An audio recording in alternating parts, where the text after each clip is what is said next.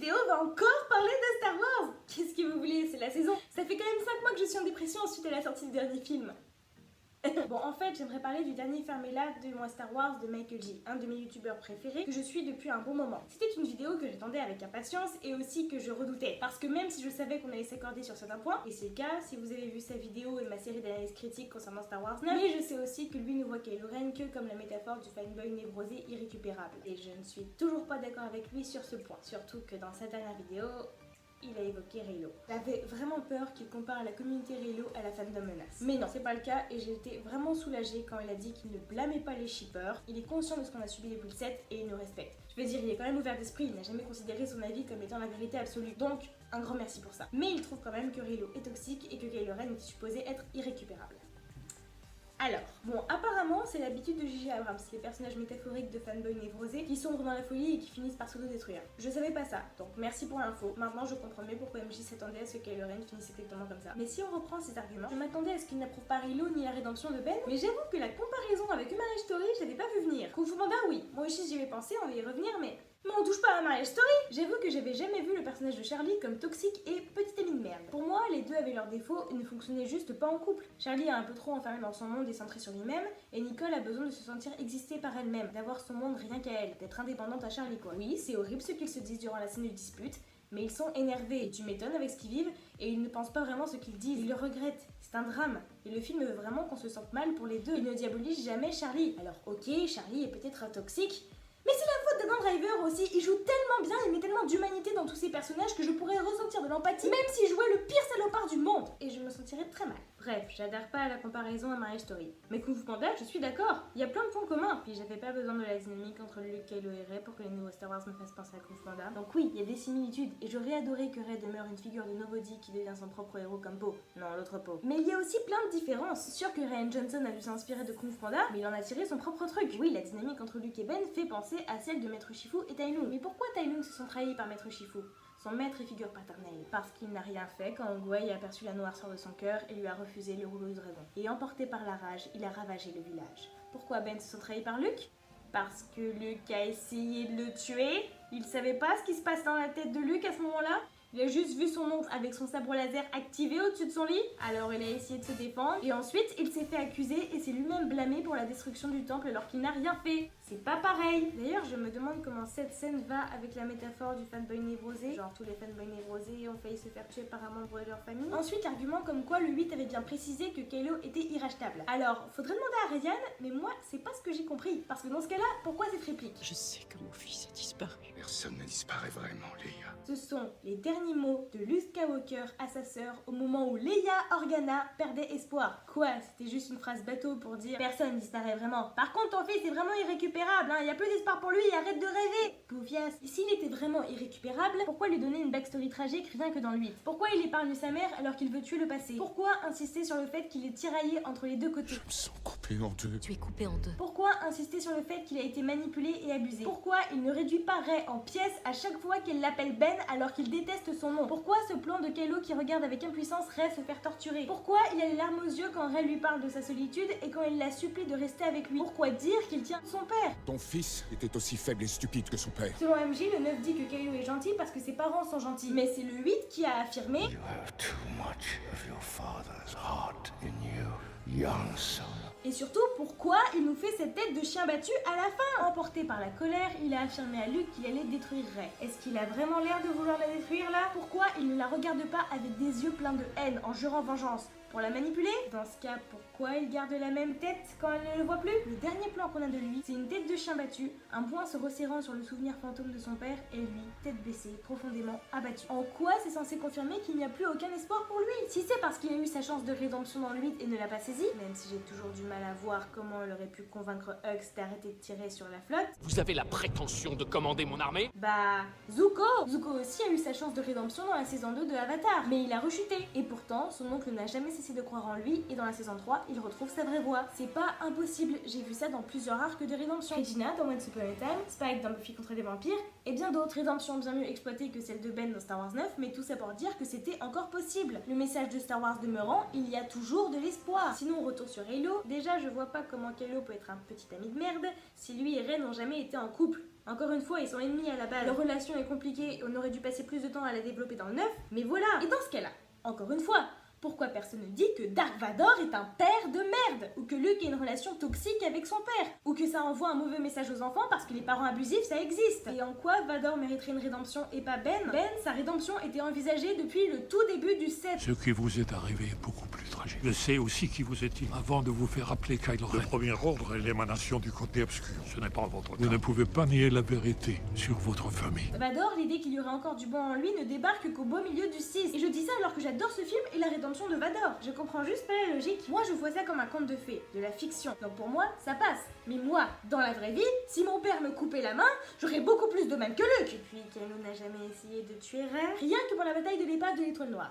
Si on devait prendre un shoot à chaque fois que Kylo a l'occasion de tuer Rey mais ne le fait pas, je crois que n'importe qui finirait en coma éthylique. Et il n'a jamais montré de la haine envers elle, ni même quand elle l'insultait ou le blessait. Il ne lui a jamais dit soit t'es avec moi, soit tu meurs. D'où ça sort? J'ai déjà vu un discours de chantage comme ça dans Buffy, quand Spike menace effectivement Buffy de mort si elle ne lui dit pas qu'elle l'aime, mais pas dans Star Wars 8. Et puis Spike finit quand même avec Buffy malgré ça. Oui, c'est bien écrit, bien développé, c'est Joss Whedon. Encore une fois, dans la fiction, ça peut marcher. Et puis Reylo et Buffy se ressemblent beaucoup, donc si Buffy est possible, Reylo aussi. Sinon, apparemment pour MJ, la scène du toucher de main n'est qu'une ruse de Kylo pour attirer Rey vers le côté obscur. J'ai déjà vu la théorie sur le net comme quoi dès qu'il a découvert leur connexion par la force, Kylo s'est fixé pour objectif de manipuler Rey pour qu'elle se rende au premier ordre et l'aide à tuer Snoke pour qu'il puisse prendre le pouvoir. Et je trouve ça cool, sérieux.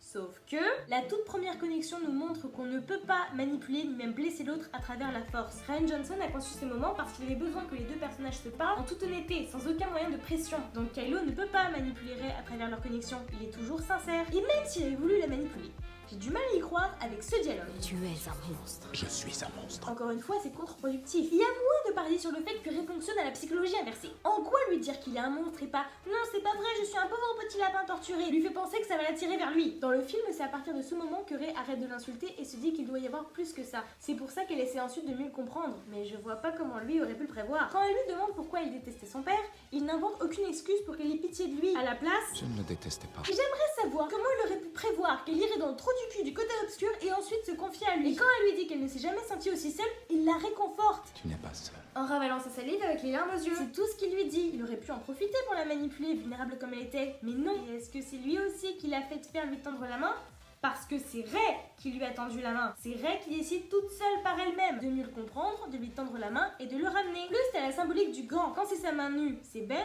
Quand c'est sa main avec le gant, c'est Kylo. Parce que Ben cache qui il est vraiment. C'est le même délire que dans la Reine des Neiges. Sérieux, j'ai déjà du mal à croire du plan de secours de Palpatine avec tous ses clones de rechange et la flotte Sith. Mais je trouve ça 1000 fois plus crédible que Kylo qui prévoit que Rey tiendra à lui s'il lui dit qu'il est un monstre. À moins qu'il se soit juste dit « Ah puis merde, je vais lui montrer mes pecs. Il aura tellement envie de les toucher qu'il viendra me chercher. » Ensuite, MJ dit que cette relation est malsaine parce que Rey n'a pas à être la psy de Ben. Justement, c'est pour ça que Rey n'a pas pris la main de Ben dans le 8. Là, ça aurait été toxique. Elle veut l'aider, mais ce n'est pas à elle de faire sa rédemption à sa place, ni à Luke. C'est Ben qui doit en décider. S'il n'est pas repassé du bon côté tout de suite après avoir tué son abuseur, c'est parce que tu n'effaces pas des années d'abus et de traumatisme comme ça. J'ai étudié la psychologie, je sais de quoi je parle. Il est perdu, il a été habitué au côté obscur, c'est normal qu'il s'y rattache. Son père est mort, il est persuadé que sa mère est morte aussi et que son oncle veut absolument le tuer. Alors qu'est-ce qu'il en a à foutre de la résistance? Tout ce qui compte maintenant pour lui, c'est Rey, parce qu'il pense que Rey est la seule personne envers laquelle il peut avoir confiance. On peut dire que les comics et novelisations redconnent les films, mais tout ce qui est dans les bouquins, moi et une bonne partie du fandom Reylo et Ben Lampsonis l'avions déjà analysé et supposé à partir des films il y a bien longtemps. Charles Soule a bien précisé qu'il n'avait pas retouché à son comics, il l'avait écrit avant la sortie du film. Ce n'est pas une excuse pour expliquer pourquoi Ben était gentil, au contraire, ça ne fait que confirmer que Ben n'aurait pas dû mourir. Donc ça ne corrige pas du tout le 9, ça n'essaie même pas. Parce que d'accord qu'ils ont sorti Palpatine de leur cul, mais le fait que Ben a été pris pour cible par un être démoniaque depuis qu'il est dans le ventre de sa mère, c'est dans le bouquin du 7. Ce n'était pas encore le bon moment pour lui, il avait encore du chemin à faire tout seul parce que ses années d'abus ont laissé des traces et Rey devait le laisser. Parce que quand tu veux aider quelqu'un qui est en train de se noyer, il faut faire attention à ne pas tomber dans l'eau à ton tour. Donc elle a bien fait, elle s'est respectée, elle a fait les premiers pas, ensuite c'était à Ben de continuer. Et il l'a fait, et elle a attendu. Et quand ils pouvaient enfin être ensemble, il meurt. Donc toute la souffrance que Rey a dû endurer, parce qu'elle a dû faire ce qu'il fallait faire pour le plus grand bien, malgré le fait qu'elle l'aimait et voulait être avec lui, est récompensée par ça. Donc en gros ça dit, nique-toi Rey, t'as souffert pour rien, si tu voulais être avec lui c'était dans le côté obscur. Ça, c'est un très mauvais message. Et encore une fois, je vois pas comment ça va avec le message d'espoir et de famille de Star Wars, si la famille qu'on suit depuis le début n'est même pas réconciliée, se fait complètement éteindre, donc quoi ils n'auront jamais pu sortir de leur malédiction. Que ce soit dans l'ascension de Skywalker ou le script de Trevorrow, dans tous les cas, il n'y a aucun espoir pour la famille Skywalker. Aussi, oui, Rey ne devait pas forcément avoir une romance, mais elle n'était pas obligée de rester célibataire non plus. La romance était quand même intéressante parce que Rey voulait se trouver une famille. Elle a perdu sa famille, mais elle pouvait s'en fonder une avec Ben. Ouais, bah en fait non, mais quand même. Comme Harry a perdu sa famille et en a fondé une avec Ginny. Si beaucoup voulaient cette romance, c'est parce que pour une fois dans Star Wars, on visait plus le public féminin. On a une héroïne principale et la romance est de son point de vue à elle, alors que dans les précédentes trilogies, c'était du point de vue masculin, visant donc plus le public masculin. C'est pour ça que dans ces films, c'est le gars qui initie le premier baiser, alors que dans la postlogie, c'est la fille. Et puis Rey ne finit pas en couple avec Ben, justement. Il est mort. Elle finit toute seule. They ask you how you are, you just have to say that you're fine when you're not really fine, but you just can't get into it because they would never understand. Désolée, mais il y en a marre des clichés de la femme forte qui peut être forte et indépendante que si elle est célibataire, et si elle a le malheur d'avoir une histoire d'amour, il faut absolument que ça finisse en tragédie. Parce que le héros masculin peut avoir la fille à la fin, mais l'héroïne, elle, ne peut pas avoir le gars. C'est dégueulasse. Maintenant, pour son interprétation de Kylo Ren comme la métaphore de fanboy névrosé, je comprends d'où ça vient. Particulièrement dans le set, on a plusieurs réactions semblables à celles d'un rageux. Sincèrement, c'est intéressant toutes les différentes interprétations qu'on peut avoir. Le personnage est bien plus complexe que ça et ne se rapporte pas qu'à ça. Parce que je vois pas dans quel contexte un rageux dirait Je suis un monstre. Parce que quand Michael J dit aux fanboys toxiques, vous n'êtes pas de vrais fans, ils ne répondent jamais, nous ne sommes pas de vrais fans. Ils s'énervent et le traitent de faux fans à leur tour. Sérieux, les fanboys névrosés ne vont jamais affirmer qu'ils sont toxiques. Au contraire, ils ont plus tendance à jouer les victimes. Moi, je me sens offensée en autocom parce qu'il y a trop de filles dans les derniers Jedi. Puis, dans l'interprétation, pourquoi un fan toxique serait tiraillé entre les deux côtés, ressentirait l'appel de la lumière, serait torturé, abusé, presque tué par un membre de leur famille, manipulé, ok, mais sinon je vois pas, ça marche pas pour tout. Quand une interprétation métaphorique se fait à partir d'un personnage, c'est intéressant, mais ça ne définit pas forcément tout le personnage. Par exemple, le parcours d'Elsa dans La Reine des Neiges peut être interprété comme la métaphore d'un coming out, et c'est très intéressant, mais son problème ne se rapporte pas forcément qu'à l'homosexualité. Ça peut être interprété pour n'importe quel cas ostracisé par la norme, comme la maladie mentale. Donc Kylo métaphore des fans toxiques? Oui, quelque part, entre autres. Mais pas que. Anakin du 3 aussi peut être interprété comme une métaphore des haters, empli de haine, s'attaque à ceux qu'il considérait comme sa famille. Oui, ça marche aussi. Mais le personnage ne se résume pas qu'à ça et ne reste pas comme ça. En fait, je crois que comme le but de l'émission Fermela est entre autres de combattre les fans toxiques, MJ avait besoin d'un modèle pour pouvoir leur dire ça, c'est vous. Et oui, ça marche. Ou comme Anakin dans le 3, ou l'autre folle dans Misery, ou Syndrome dans Les Indestructibles, ou même Tai Lung. Cette théorie marche mieux avec Kung Fu Panda en fait. Si Kylo avait vraiment été comme Tai Lung, j'aurais trouvé ça cool et intéressant. Mais je ne me serais jamais attachée à lui. Car en vérité, le personnage de Kylo Ben est plus profond que ça, il n'est pas juste une métaphore, surtout qu'encore une fois, il ne l'est qu'en partie, comme Anakin. Prenons Rose par exemple. Elle a été écrite comme une lettre d'amour aux fans de Star Wars, très mal reçue par certains, mais bon. Elle est encore plus que ça. C'est une fan qui décide de faire de son idole le héros qu'il est supposé être. C'est la première représentation des femmes asiatiques dans Star Wars. C'est une personne adorable au fort caractère qui n'est pas naïve face à l'actualité du monde. À la base une figurante, ne faisant pas partie d'une grande lignée, ni pilote ni Jedi, c'est un personnage qui représente donc les personnes communes dans cet univers et l'impact qu'a la guerre sur eux. Et elle délivre un message représentant l'âme de Star Wars. En fait, je pense qu'à ce stade, Rose est le personnage avec lequel je m'identifie le plus dans tout Star Wars. Pour Ben, c'est pareil. On peut interpréter Kylo Ren comme un modèle de fanboy toxique accro à la nostalgie. Mais c'est aussi un adolescent en pleine crise qui doit apprendre à devenir un adulte, découvrir qui il est vraiment tout en acceptant sa famille, un jeune homme victime des bulles qui se soulève contre son abuseur, le dernier Skywalker qui voulait qu'on le voie comme une personne et non comme un héritage. On peut aussi l'interpréter comme la représentation des personnes atteintes de troubles mentaux. Et c'est la première fois dans la saga qu'on voit un utilisateur du côté obscur tomber amoureux d'une utilisatrice du côté lumière. Ce à La Belle et la Bête où l'amour finira par le sauver. Et je pourrais m'étendre là-dessus. C'est un personnage vraiment profond. Et si quelqu'un me parle encore de Twilight, d'ailleurs c'est assez cocasse, mais Kelly Marie Tran, soit Rose en personne, est une Reylo. Reylo, yes. Yeah. Et elle adore le personnage de Kylo Ren Ben Solo comme une bonne partie du casting. Daisy Ridley, même son personnage préféré. Et Adam Driver l'adore aussi, s'est battu pour son humanité et a affirmé qu'il se voyait en son personnage pour des raisons personnelles. Il n'a pas l'air d'un fanboy toxique. D'ailleurs, ceux qui s'identifient à Ben Solo sont pour la plupart des adolescents en pleine crise et des victimes d'abus. Et ce personnage, c'était leur espoir de rédemption.